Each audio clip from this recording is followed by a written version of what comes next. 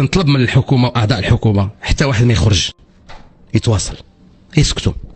هذا ماشي وقت الكلام دابا. ويلي واش راح دابا في حمله انتخابيه؟ راه حنا في نهايه الولايه. اناشدكم انكم ما تدخلوش التدخلات ديالكم، فهي كتستفز المواطنين. في خرجة إعلامية مثيرة هاجم الأستاذ الجامعي والخبير القانوني جمال معتوق حكومة أخنوش، مشيرا إلى أنها تفتقر إلى التواصل الفعال مع المواطنين. كما أكد على أن هذه الحكومة منذ أن بدأت عملها وهي تصنع المشاكل والأزمات، حتى أنها كانت أسرع حكومة رفع في وجهها شعار ارحل من طرف الشارع وليس من طرف المعارضة.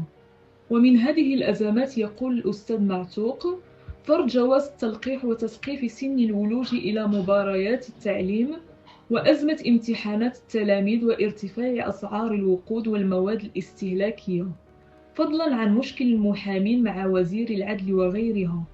كما شدد معتوق على أهمية محاربة الفساد وتحقيق العدالة، حيث يعتبر أن الفساد يهدد استقرار المجتمعات وتطورها.